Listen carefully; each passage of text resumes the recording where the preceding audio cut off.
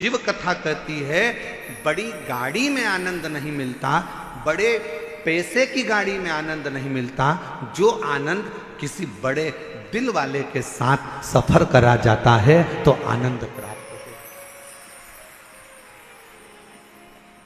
करोड़ों की गाड़ी है, मालूम पड़े पैसे की गाड़ी तो हो गई, बहुत महंगी गाड़ी है, बहुत पैसे की गाड़ी है, बहुत बड़ी गाड़ी है, और मालूम पड़े उस गाड़ी को लेकर जाने वाला व्यक्ति दिल का बड़ा नहीं है, मन का बड़ा नहीं है, जरा जरा सी बात में खचर खचर कर रहा है, थोड़ी थोड़ी सी बात में लड़ने बैठ गया, थोड़ी थोड़ी सी बात में झगड़ा करने बैठ गया, थोड़ी सी बात में विवाद करने बैठ गया। ईमानदारी से बोलो, वो करोड़ों की गाड़ी में तुम्हें सुख मिलेगा क्या? अरे बोलो तो मेरी दिल्ली की जीजी हो, दिल्ली के जी जाओ, जम के बोलो जरा, मिलेगा सुख? नहीं। बड़ी गाड़ी में जो सुख नहीं है, पैसे की गाड़ी में जो सुख नहीं है, वो सुख किसी बड़े, अगर पति का हृदय बड़ा है भले उसके पास में गाड़ी नहीं है, पिता का हृदय बड़ा है भले उसके पास में गाड़ी नहीं है, भाई का हृदय बड़ा है भले उसके पास गाड़ी नहीं है, तो निवेदन करूंगा ये सारी बड़ी गाड़ियों को छोड़कर आपका पति अगर ऑटो में भी लेकर जा रहा है और उसका दिल बड़ा है तो ऑटो में ही तुम्हें 4 व्हीलर का सुख प्राप्त होगा, उसमें वो सुख प्राप्त होगा।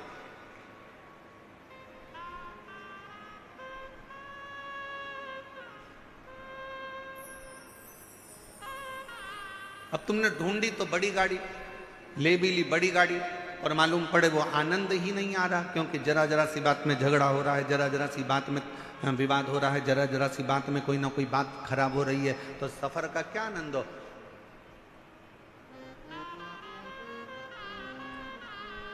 इसमें से कई माताएं ऐसी होंगी, कई मेरे जीजा उन ऐसे होंगे, परसों कथा में आए होंगे, कल आंधी में टेंट उड़ गया, प्रशासन ने भी बड़ी मुस्तैदी से और कार्यकर्ताओं ने भी बड़ी मुस्तैदी से सब कार्य पुनः व्यवस्थित करा। अब इसमें से कई भाई ऐसे होंगे, कई बहन ऐसी होगी, एक कह रही होगी अब कथा तो कल शाम को चालू होगी, महाराज जी बोले 6 बजे से 9 बजे तक, चल अपन तो चल। अरे दूसरी बोली बैठ तो अब यार, बैठ बैठ।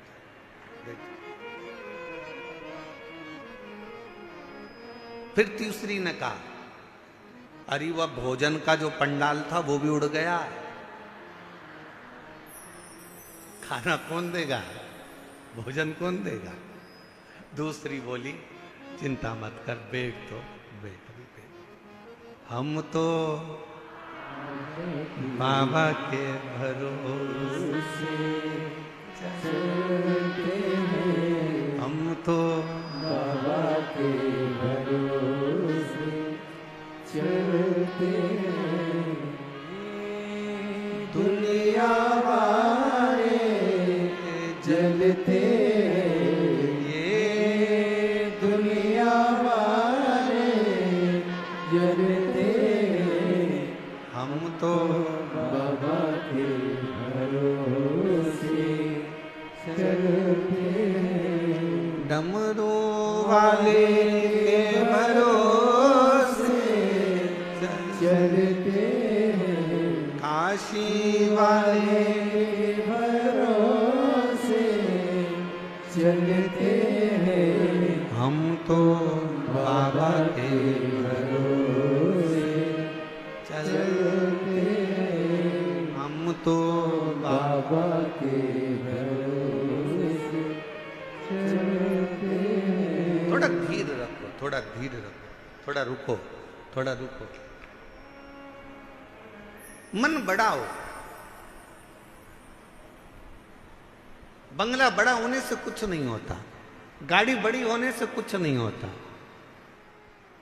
व्यापार बड़ा होने से कुछ नहीं होता। शिव महापुराण की कथा कहती है दिल जिसका बड़ा हो, घर भले छोटा हो, निवेदन है एक बार उसके घर में जाकर देखना, जो जीवन का आनंद मिलेगा वो कहीं प्राप्त नहीं।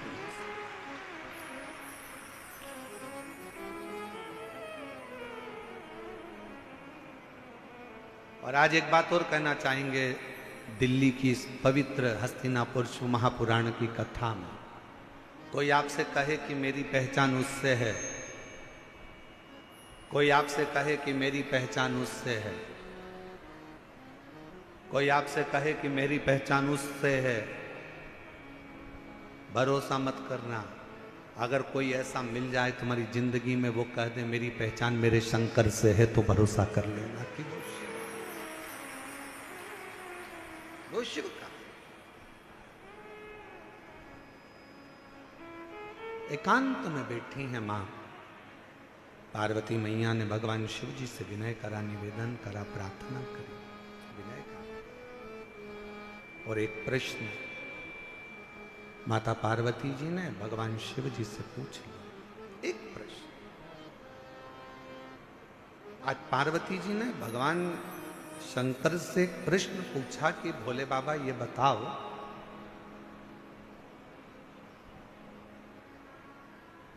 मेरे पिता हिमालय राज नारायण का स्मरण करते हैं, मेरी माता नारायण का स्मरण करती हैं, मेरा भाई नारायण का स्मरण करते हैं। पर एक बात समझ में नहीं आती कि मुझ में आपके चरणों की भक्ति कैसे प्राप्त होगी?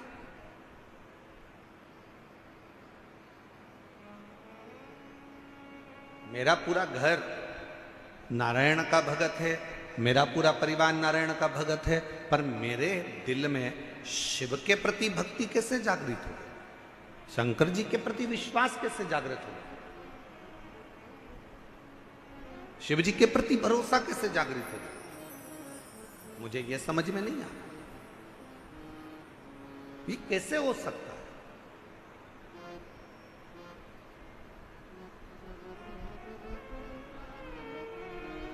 ये कैसे होगा? शंकर भगवान मौन होकर बैठे रहे, स्तुप्त, एकदम शांत। भगवान शिव थोड़ी देर बैठे रहे और फिर निवेदन करेंगे, कहीं एकांतेश्वर महादेव आपको दिख जाएं। आपने जल चढ़ाया, जल भी नहीं है, बेलपत्र जो शिव जी पे चढ़ी है उसी को उठाकर फिर चढ़ा दिया, वो भी नहीं है। तो एकांतेश्वर महादेव को देखकर अगर आप एकांत में 2 क्षण शिव जी के साक्षी में, शंकर भगवान के सम्मुख में अगर बैठ गए और अपने दिल की बात, श्री शिवाय नमस्तु, श्री शिवाय नमस्तु, श्री शिवाय नमस्तु, श्री शिवाय नमस्तु। एकांत में बैठकर अगर आपने भगवान शंकर के मूल मंत्र का जाप कर कर अगर अपने दिल की बात भगवान देवाधिदेव महादेव से अगर कह दी, तो निश्चित है कि मेरा शिव आपके हृदय की बात को स्वीकार कर कर आपकी झोली खुशियों से जरूर भर देगा। एकांतेश्वर महादेव। कौन से महादेव? जम के बोलो जरा। एकांतेश्वर महादेव, जो एकांत में,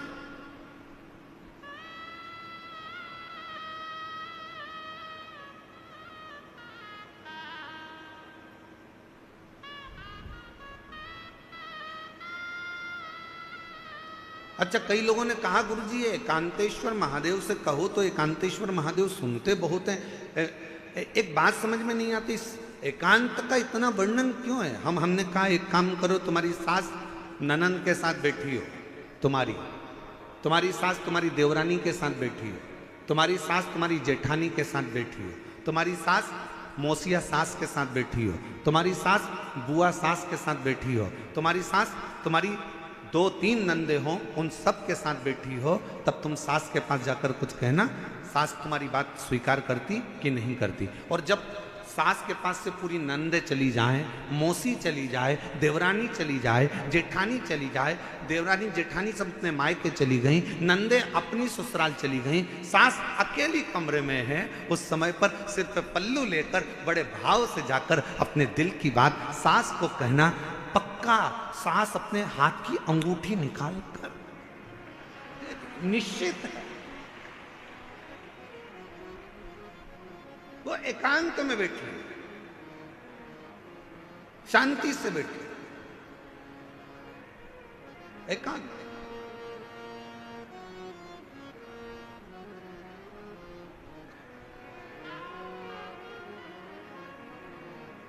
कभी एकांत में बैठे भगवान शिव जी से प्रार्थना करिए, जैसे पार्वती जी कर रही है। पार्वती जी ने कहा, मुझे समझ में नहीं आया, मेरे पिताजी नारायण के भगत हैं, मेरी माता नारायण की भक्ति करती हैं, मेरा भाई नारायण की भक्ति करता है, पर मुझ में ये शिव तत्व, ये भगवान शंकर के प्रति अविरल भक्ति, मेरे को भगवान शंकर के प्रति विश्वास, मेरे मन में ये शिव जी के प्रति भरोसा कैसे जागृत हो गया? कैसे?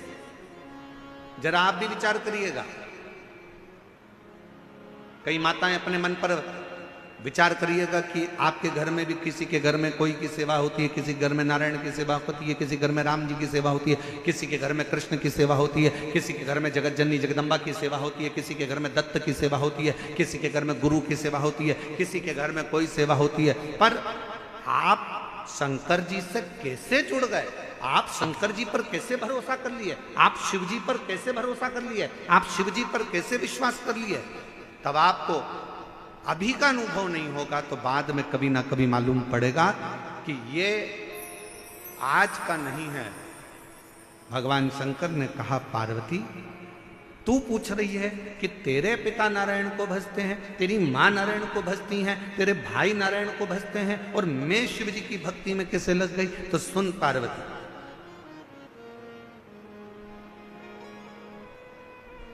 तेरी जो नानी है,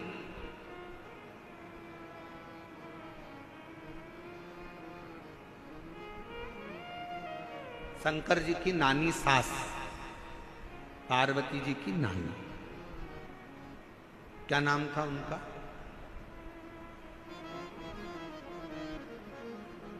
बोलो बोलो, जल्दी से बोलो। ओ दिल्ली वाले, अब दिल्ली वाले कहेंगे, गुरुजी हमें तो पड़ोसन का नाम नहीं मालूम, तुम शंकर जी की नानी का नाम पूछ रहे हो, पार्वती जी का। पार्वती जी की नानी का नाम क्या है? सुधा। क्या नाम है? सुधा।